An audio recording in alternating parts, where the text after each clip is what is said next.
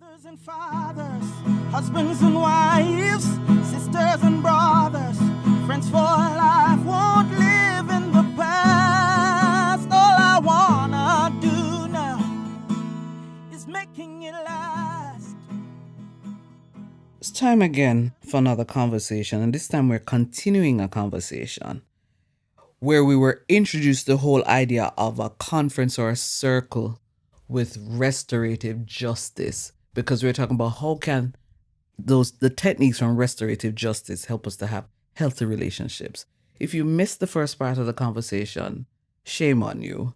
Let's continue the conversation. We're continuing it with Dr. Venese Madden.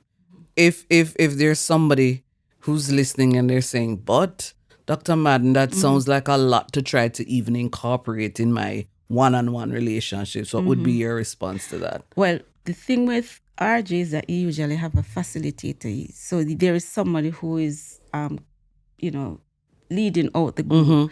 And so if it is that you have an issue and you're making a decision to go in, or the person come in and engage you in this circle or this conference. So it's not you and your spouse carrying this out by yourselves. Yeah, right? but that But is you specific. That's specifically in terms of the context of having a facilitator like yourself doing that. But I'm saying, Right. if it is that I'm listening and I'm saying, I have a situation and I want to find a way to incorporate those principles in my personal relationships. Okay. Yes, man, it can. Well, it might seem a lot, but if your relationship is important to you, it takes time and investment. Just like how you take time and investment to complete a program or to study something. Sure. Relationship is something that you want for the rest of your life. So why not spend the time on this thing that is most important to you? So once you learn the techniques, then you work with each other. Okay, hon, we're going to work this thing now. So I am going to talk first and then you talk. So we'll use the talk piece. You don't talk until I finish. And when I finish, I give you the talk piece. You know, I will explain it like that. I might say, okay, when I say something, I want you to say it back to me to ensure that you heard and you understand. So it can happen within the relationship, just between the two persons. Once they would have learned, so they would want to ask somebody to guide them To the and how it process. is used, right? And then they can take it out in carry it out in their relationship. Okay. Is there a specific type of relationship that this technique would be best suited for?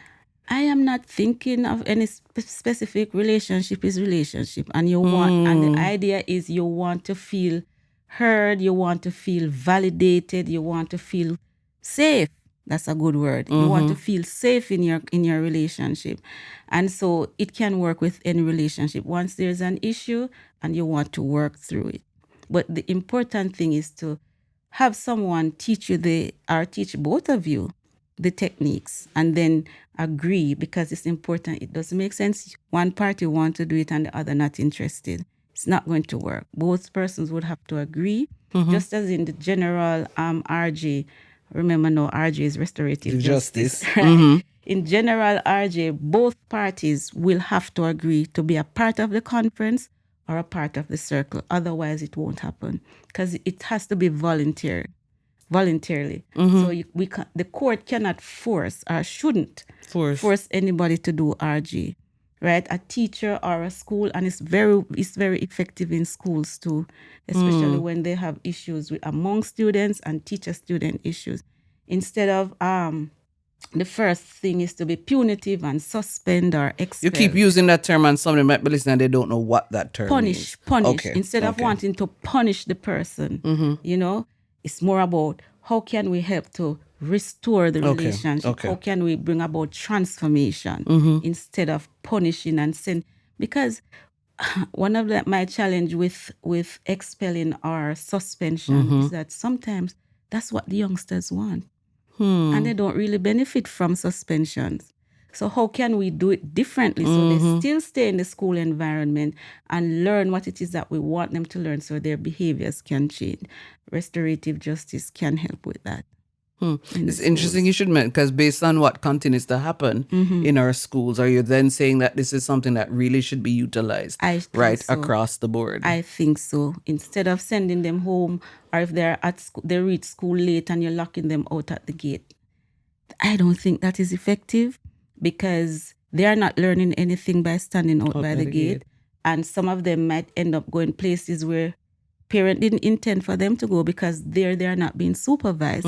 So why don't we find somewhere in the school, get some an RJ facilitator and work it through with the students, So that's my take on it. I know some persons might take me to task, but call me. I won't give you my number. Well, it's up to you if you'd like to. I notice a lot of what you saying though. You keep and I'm asking the same question again, and I'll tell you why. Because a lot of what you're saying, when I'm listening, it sounds more man-woman type of relationship. What about I have a very close female friend? What about men who have very close male friends? What about in a family relationship? Yeah. Okay. Yeah. How then can this be applied? Right, because I use the example because when you ask about relationship, I use an example of a male-female relationship, but it works across the board, any type of relationship. So it might be sibling relationship. It might be church members having issues. I don't know if you saw the news the other day with this issue with a church and the priest, and I don't know if you saw that news clip. It's in the news, so that's why I can't mention it. And there was a major issue with the church members and the priest of the church. RJ would do well in that situation, because you could see that the leader was leaving very angry and upset and disappointed. The members were angry and upset and disappointed based on the news clip, Okay. And so it's for any type of relationship where there are issues of disagreement and where serious harm or harm in any way might have been done. Do you think, though, then it is probably a mind shift that needs to happen? Because more often than not, a lot of us, when we're, as they would say, up in our feelings, not really willing to just sit down and even have a conversation about what happened, why the conflict happened, and all of that. Yeah. And how can we then help with that mind shift change? Because that is the whole idea of socialization and all of that. So how can that happen? Well, it's through education. It's through a program like this and others where persons can understand that we don't have to fight things out. We don't have to cuss out. We don't have to be at odds where we're not talking with each other, because we are human beings. We are dynamic and we are different. We are going to have disagreements. But I don't have to decide that I am going to not have anything to do with you anymore without us having a conversation. And I have to be willing to be, especially at my age, and when I say my age, I mean, once we're a mature persons, we should be mature enough to say, you know what? Let me listen to her story.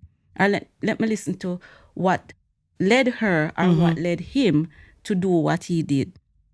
With the younger ones now, who they are not necessarily at the place where they reason as well, then the facilitators or the teachers, once they learn these things, can call them in and allow them to talk with each other. Because many times, when persons understand from the other person's perspective, the anger start to dissipate. They start to go, and people start to say, well, she really didn't meant to do this to me, or it was not intended for me. Because, sometimes when people have been going through a day and so many things are thrown at you, it just so happened that I become the unfortunate one to do the last throw, as we said, the last straw, and you just flip on me. But then when I listen to your story, I recognize it wasn't so much about me, but it's what has been happening, from morning until now. So it's about having the conversation. How do we, you said something earlier about creating, having people feel safe. Right. How do we create more of these safe spaces though within our society, not just within our schools, but elsewhere? At home. Yeah. How do we do that? Being willing to listen. Being willing to listen and allow the other person the opportunity to have a voice. I remember, I was doing something similar to RJ, not necessarily RJ. And at the end of the program, when we were taking the feedback, a male at this time, he said, I felt heard. It's the first time in years I felt heard. Wow. People just want to be able to express themselves without being judged. And RJ can provide that kind of an environment. And it's the same thing for children. Sometimes when you talk with some youngsters who are acting out, Miss, my mother no listen, our daddy no listen, miss them no listen. We don't listen to each other. We don't listen to our children. And if we're not listening to our children, how are they going to learn to listen? Yeah. And then we say they don't have any behavior, they don't have any manners, but they are doing what they see us do. They are modeling. Yeah. So if we want them to listen, we have to listen to them so that they can learn how to listen. Okay. So that's how we create the safe space. You said a lot, but if you had to just stop now and describe it in a 3-step process, how then to implement these or this particular technique of restorative justice, what would that 3-step process be? Well, or even more, if it can be 5, but yeah. Well, the steps would be, once you would have learned the technique, so as a facilitator, the first step is to ask both parties if they are willing to do this. Okay. Once they have an understanding what RJ is, and if they are willing, if they would volunteer to come into the circle or the conference, right? And once they agree, then we have what we call a pre-conference, and this is where each party, at different times, the facilitator would engage them to give them an understanding of exactly what to expect, what RJ is about. Okay. And then having gone through that for both parties, and they would have, invited whoever it is that they need to invite to be a part of the circle. Then within the circle now, the steps and the techniques that I mentioned, that's where you carry it out. Okay. And so the process goes on there. And at the end, there is always some, as the last question asks, what do you think needs to be done? So there is some resolution. So if I was the offended party and say you, and you said, okay, I think I need to buy a new pencil and give her, then the facilitator would ask me if I agree with that.